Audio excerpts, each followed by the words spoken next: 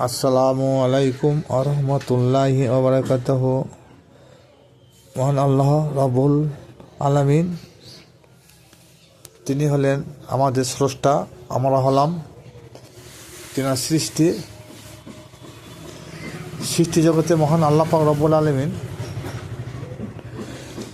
কোন শব্দ দ্বারা সব কিছুই এক সেকেন্ডের মধ্যে তৈরি করতে পারতেন, কিন্তু তিনি করেন নাই। তিনি সপ্তম জমিন ও আসমানে তার মধ্যে যত কিছু সৃষ্টি করেছেন মাত্র 6 দিনে সৃষ্টি করেছেন। তো এই 6 দিনে সৃষ্টি করার পর যদি আমরা কে ভাবি যে না, তিনার ক্ষমতা ছিল না বলে তিনি 6 দিন সময় লাগিয়েছেন, নাউজুবিল্লাহ, এরকম বলা যাবে না। এর একটা হকিকত আছে, 6 দিনে কেন পৃথিবীটা সৃষ্টি করেছেন। 3 দিন বলতে পারতেন, 7 দিন বলতে পারতেন, 6 দিন বলেছে। তা আমি ওইদিকে যাচ্ছি না। তা তিনার কুদরতির কোনো সীমানা নাই। সেই মহান আল্লাহ পাক রব্বুল আলামিনের সপ্তম জমিন ও আসমানে যত কিছু রয়েছে সব তিনার আয়ত্তাধীন। 500 ফুট কি 1000 ফুট নিচে যদি একটা পোকা থাকে সেটাও তিনার আয়ত্তে আছে, এবং সেই পোকাটা কি খাবে, কি করছে সেটাও আল্লাহ পাক রব্বুল আলামিন তিনি দেখেন। তিনার পক্ষে ওটা অসাধ্য কাজ কিছুই নয়।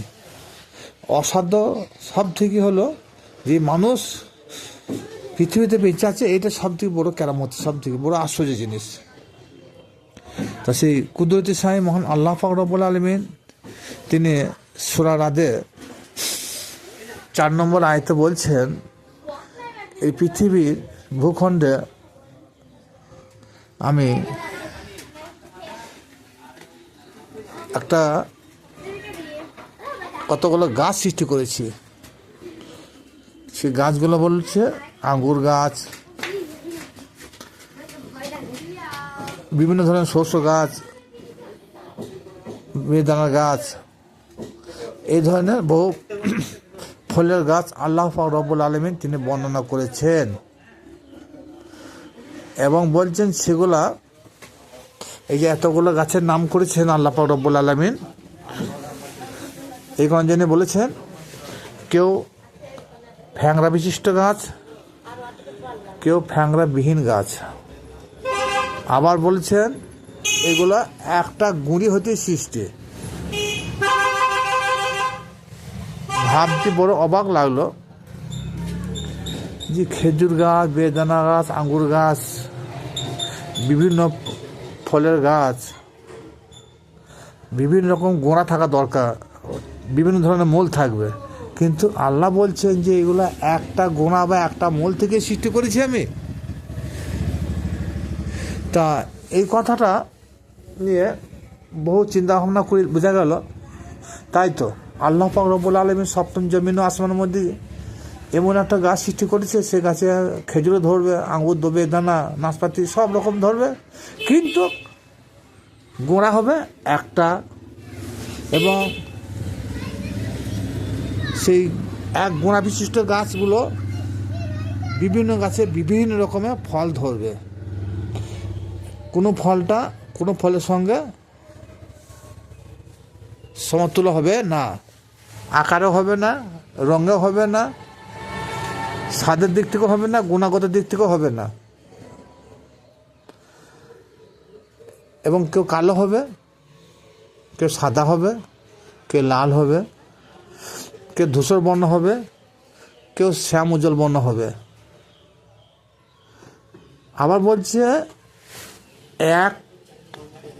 একই পানির দ্বারা সিঞ্চিত হয়।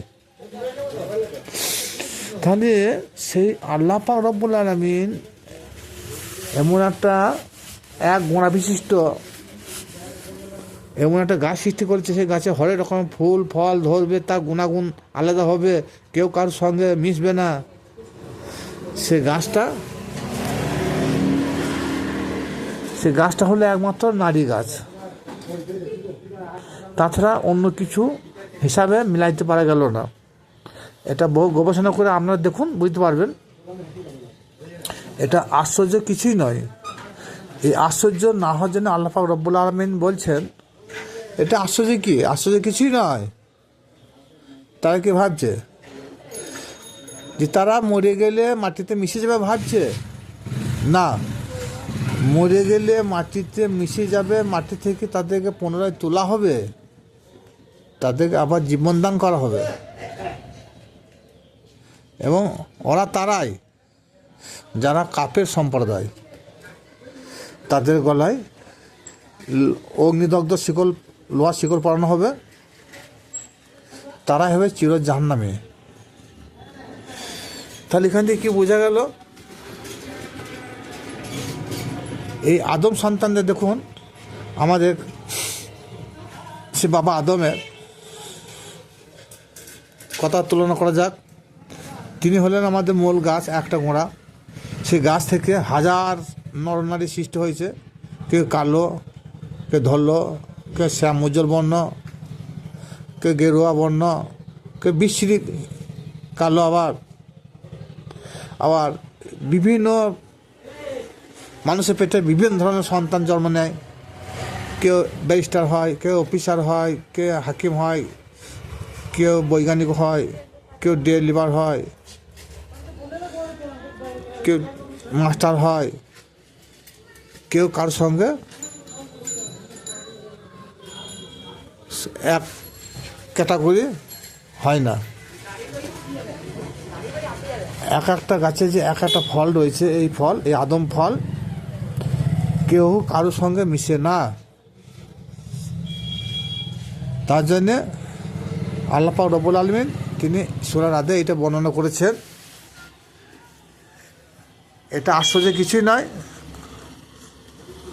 আবার বলছেন তাদেরকে মাটিতে মরার পর তাদেরকে মাটিতে যখন দাহ করা হবে, তারা ভাবে কি করেছে? তাদেরকে আর জীবন দেওয়া হবে না, তাদের জীবন দেওয়া হবে। সেই জীবনটি কীরকম হবে? সেই জীবনটা অন্য সূরাতে আল্লাহ পাক রব্বুল আলামিন বলেছেন, যেমন সূরা আরাফে 179 নম্বর আয়াতে, যারা প্রকৃত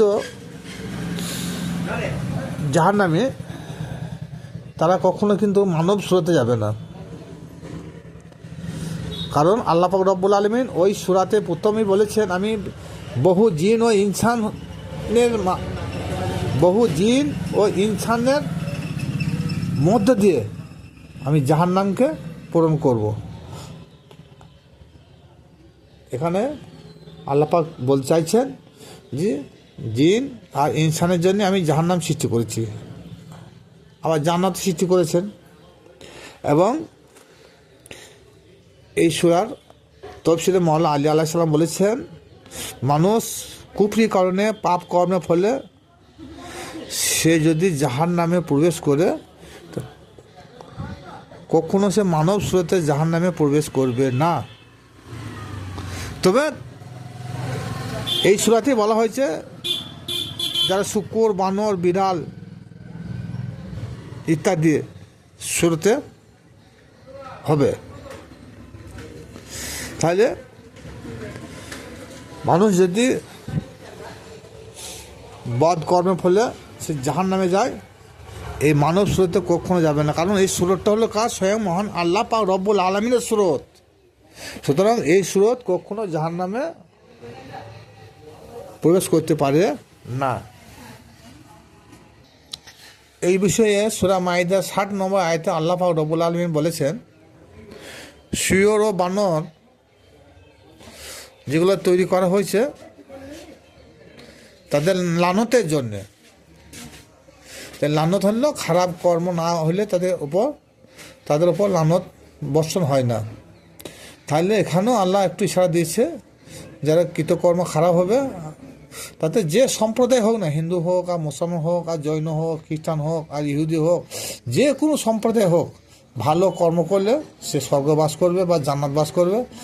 খারাপ কর্ম হলে তাকে নরক বাস করতে হবে বা জাহান্নাম বাস করতে হবে। তাতে মানব স্রোতে কখনো যাবে না। এক কথায় চতুষ্পদ জন্তু ছাড়া কেউ জাহান্নাম